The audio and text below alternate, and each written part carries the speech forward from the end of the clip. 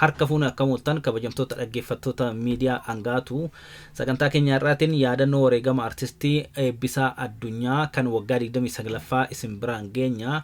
Artistii Eebbisaa Addunyaa gaa egaa waggoota dheeraan dura boqotee haga har'aatti dhaloonni yaadachaa as ga'ee jira. Artistii Eebbisaa Addunyaa artistoota Oromoo bara 1980moota keessa artistii urjii ta'ee mirga dhala namaatiif mirga Oromootiif akka malee qabsaa fi falmaa lallabaa turedha. Weellisaa beekamaa cimaa akkaan jaalatamudha. Haga ammaatitti laphee dhalootaa keessatti guyyaa tokkoof illee osoo hin dagatamin eegee jira. Haa ta'u kanuma sababeeffachuudhaan seenaa jireenya artistii kanaa fi hojii isaa isin biraan geenya. Hanga xumuraatti waliin turaa isiniin jenna. Miidiyaa keenya share, like, subscribe gochuuf hin dagatinaa. Dhaamsa keenya garuma sagantaatitti deemna. Eebbisaa Addunyaa abbaasaa obbo Addunyaa Jaalataa fi haadhasaa aadde Sannaay Kabbadaa irraa bitootessa 10 bara 1962 godina Qeellam Wallaggaa magaalaa Dambidolloo ganda Duwwaajjaatti dhalate. Maatii isaaf ilma hangafaa yoo ta'u obboleewwan dhiiraa 2 Moosisaa fi Mul'ataa akkasumas dubara 3 Tigist Ilillii fi Daangaa akkasumas obbolaawwan harmeensaa guddifatan Arjummaasaa fi Lalisee jedhaman qaba ture. Eebbisaan umuriidhuma isaa daa'imummaatti mucaa beekaa qabbanaa amala qabeessa mucaa alaafis manaafis abboomamu xiqqaa fi guddaan kan jaalatamu ture. Sammuu nama guddaatu irraa dubbata. Kallattii nagaa fi jaalalaan itti dhagnaan eenyufiyyuu nama ajajamudha.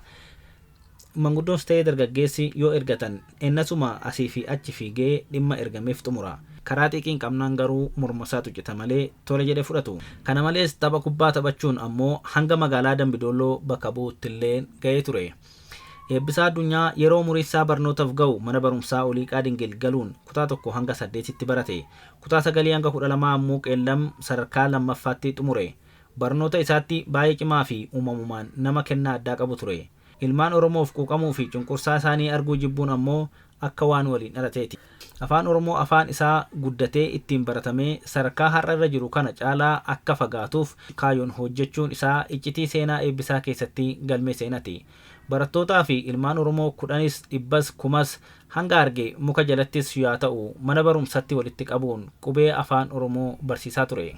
Hojii Eebbisaa kana kan argan ilmaan Oromoo magaalaa Dambidolloo eenyummaan isaanii kan keessatti biqilee gara isaa imaluun eenyummaa isaanii fi qubee afaan Oromoo Eebbisaa irraa barachuu jalqaban. Baay'inni isaanis dabalaa deeme. Gochaan gooticha kanaa wayyaanee garaa guggube. Baricha uummanni Oromoo qubee afaan Oromoo barannaa fi hin barattaniin diina waliin falmii guddaa ture. Gochaan Eebbisaa kun ammoo daandii diinummaa wayyaanee ta'uuf karaa irra hin malchiisin hin hafne. Bara dargiin kufee wayyaaneen aangoo qabattu jechuunis bara 1983 Eebbisaan qormaata biyyaalessaa yookiin seensa yuunivarsiitii kutaa 12ffaa fudhate. Qormaata kana akka fudhateen bariisaa qubee afaan Oromoo barsiisuu jalqabe. Gidduudhuma kana magaalaa Eebbisaan keessa jiraatu Dambidolloo keessatti ABO'n buufata waraanaa guddaa dhaabbate. Yeroo kana Eebbisaan haalli jireenyaa uummanni Oromoo keessa jiru gabrummaa cimaa ta'uu isaa waan hubateef uummata kanaaf qabsaa'ee bilisa baasuuf firii qormaata biyyaalessaa isaa eeggachuu dhiisee ABO'tti dabalame. Dhaaba kana keessattis yeroo jalqabaa barnoota seenaa baratee dabbalummaan leenji'e. Barnoota seenaa fi leenjii dabbalummaa ABO kana erga xumuree booda Eebbisaan ramaddiidhaan gara Asoosatti qubee barsiisuu fi tuullaa shiraa uummata Oromoo irra jiru uummatatti labsuu irratti xiyyeeffate. Ergama isaa guddaa gara Asoosaa imaleefis ba'achaa erga ture booda ammoo gara magaalaa Finfinneetti malee. Eebbisaan Finfinnee erga adeemee boodas gad hin teenye. Giimii xiiqii of keessatti bobeessaa saba isaa cunqursaa jalaa bilisa baasuuf gara bosona Booranaatti imaluun qabsootti bobba'e. Boorana guutuu waliin ga'e. Muuyyalee, Areeroo, Sololoo fa'i keessatti turuun iccitii qabsoo diimessaa ture. Boorana qofa osoo hin taane iddoolee garaagaraa kanneen akka Walloo fa'aattis bobba'uun qabsoo hadhaawaa gaggeesse. Jiruu qabsoo bosonaa kana keessattis yeroo baay'ee rakkoo adda addaa argeera. Bosona Jijjigaa keessa yeroo turetti waan sooratu dhabee guyyaa 5f biyyee siphatee jiraate. Yeroo 3f harka wayyaanitti kufee mana hidhaa keessatti dararaa cimaa argeera. Yeroo bosona Booranaa turetti ammoo daangaa yookiin baawundarii Keeniyaa irratti qabamuun mana hidhaatti darbatamee yeroo dararamu jaalleewwan isaa hedduun ammoo biraa wareegamaniiru. Achittis weellisaa Biqilaa Guyyootaa waliin wal baruuf carroome. Eebbisaan gara Gimbii erga imalee booda hiriyoota isaa waliin xurree qabsoo mijeessaa sirba isaa shaakalaa ture. Baatii tokko booda gara Finfinneetti deebi'uun hiriyoota isaa kanneen akka Hirphaa Gaanfuree, Daawitee Mokonnon, Daagim Mokonnon, Muktaar Usmaan, Gabii Ida'oo, Geetuu Lammii, Biqilaa Guyyaataa, Tottobaa Iddoosaa, Tsaggaayee Dandanaa fi kan kana fakkaatan hedduu waliin wal arguun hojii aartiitii fi karaa afaan Oromoo ittiin guddisan irratti olaantummaan cichanii hojjechaa turan. Akka obboleessi Eebbisaa Taamiraat himutti baandii Gadaa yeroo kana hundeessanii sagantaan isaatu hanga booda siyaasa gaggeessa jedhamuun cufamutti ETV irraan darbaa ture. Eebbisaan dandeettii waraanaa qofa osoo hin taane dandeettiin sirbaa inni qabus adda ture. Meeshaalee muuziqaa garaagaraas baay'ee taphata.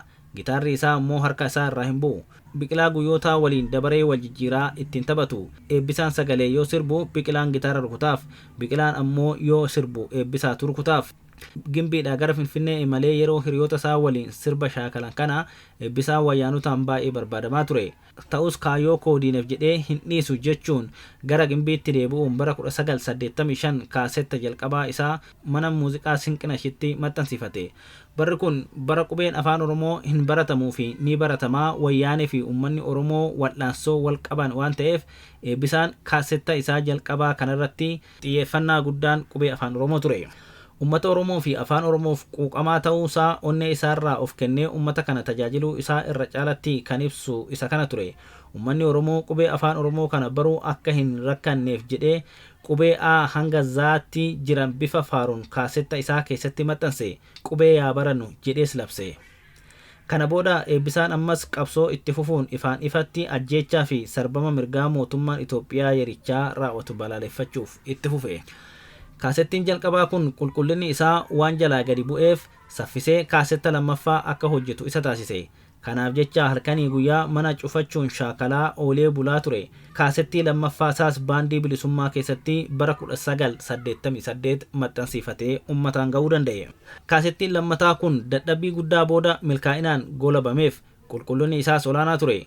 Bara hin yaadamne bara shirri wayyaanee nama nyaatu bara Eebbisaan akkasitti barbaadamu san keessatti akkas shira wayyaanee saaxiluu fi qabsoo uummata Oromootti lallabu maxxansee uummata Oromoo biraan ga'uunsaa Eebbisaa baay'ee gammachiise.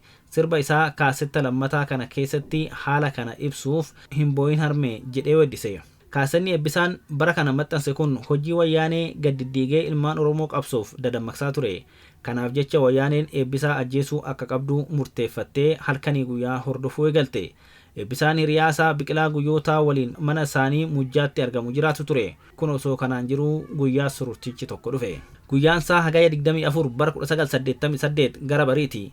Sa'aatii 11 ta'eera. Halkan sururtichi iddoo ifaaf gadi lakkisuuf godaanaa jira. Uumamni uumamaa dabaree wal jijjiiraa jira. Eebbisaa fi Xannaa Wayyeessaa hiriyaan Eebbisaa galgala waa'ee qabsoo Oromoo fi aartii mari'achaa waan turaniif barraaqa kana hirriiba cimaa keessa jiru.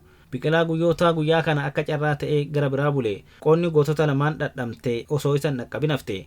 Kaasettii isaa lammaffaa kana maxxansiisee ji'oota muraasa booda loltoonni wayyaanee karaa hanga har'aatti hin beekamneen odeeffannoo funaannachuun gara Eebbisaa Addunyaa fi Biqilaa Guyyootaa ta'an gara naannawa Mujjaa ganda duwwaa tokko imalan.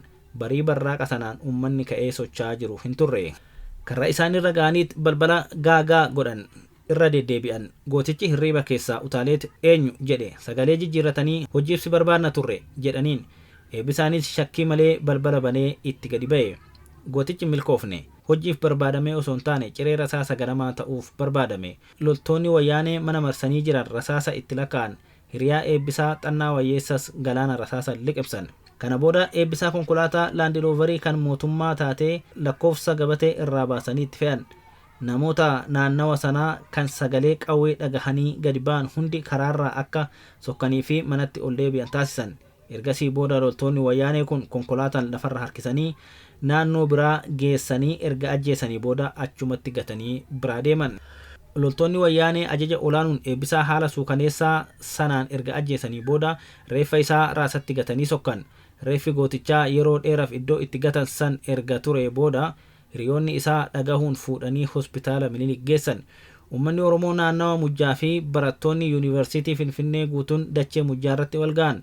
Iyyanii caraanan qaanqee qabsoo facaasetti seenaa bara kamuu hin dagatamne godhee of keessatti kudhaame. Artistoonni Oromoo hundis xiiqin kaayyoo Eebbisaan wareegameef galmaan ga'uuf waadaa keessa isaanitti gudunfatan. Gootichi ilmaan Oromoof mul'ata abjootee Eebbisaa Addunyaa garuu hirriiba galan qabneen sokke. Hagayya 26 dachee handhuurri isaa itti handhuuramte harmee mucee bira geeffame. Haati dhiiraa boossee gangalatte. Hagayya 27 bara 1888 akka seera uumamaatti biyyoon walitti dabalame.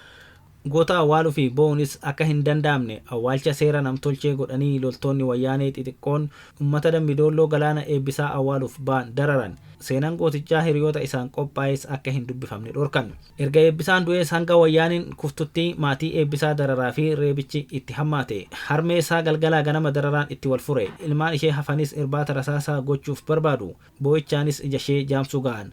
Ta'uu isaati gootuma waan taateef guyyaa tokko na dararan jettee jilbiinfattee hin beektu. Ilma koo barii barraaqaa subii keessa ajjeesan.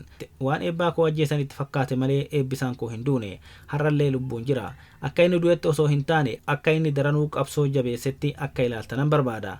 Ani immoo eebbaa koo isin keessattan ilaala jechuun ilmaan Oromootti onnee qabsoo horte haati gootaa. Obbolaawwan eebbisaas dararaan itti hammaate. Sababa malee qabamanii reebamuu fi mana hidhaa hin beekamnetti hidhamuun jireenya isaanii ta'e. Keessattuu Ashannaafii fi addunyaan jireenya isaanii guutummaatti mana hidhaa fi reebamaa ture. Boodarra humnaa ol yeroo itti ta'u biyya ambaatti baqachuuf dirqame. Akkasuma daangaa fi tigisti dararaadhuma kana dadhabanii baqannaan biyya ambaatti godaananii jiraachaa jiru. Mul'ataa yookiin Taamiraat ammoo yeroo eebbisaan boqotu rifaatuun dhukkubbiif saaxilame. Hanga har'aatti darbee rakkachaa jira. Barnootas yuunivarsiitii irraa eebbifamee yeroo qacaramutti sababuma obboleessa eebbisaa ta'eef kaabinoota xixiqqoon hanga har'aatti illee dararamaa jira. Daangaa addunyaas yuunivarsiitii Teeppitti dararaa kana hin jedhamne dhadhamteerti. Ilillee addunyaa ammoo bara Dambidolloo mana barumsaa keessatti gootittiin Dirribee Jifaar wareegamte baay'ee reebamuun dugdi ishee garmalee miidhame. Baricha gootittiin Oromoo Dirribeen ennaa duutu obboleettii eebbisaatu du'e jedhamaa turuun ni yaadatama. Ilillee yuunivarsiitii Baahar Daarittis loltuu wayyaaneen rukutamtee miidhaa cimaaf affeeramtee jirti. Duuti eebbisaa akkuma haati isaa jedhan du'a osoo hin taane jireenya. Qaanqee bilisummaa inni qabsiisee imaleen gootonni Oromoo kumaatamni gumaa sanyii isaanii baasuuf dhalatan har'allee falmachaa diina isaanii kufanii kuffisaa uummata isaaniitiif sagalee ol kaasanii sirbaa lallabaa.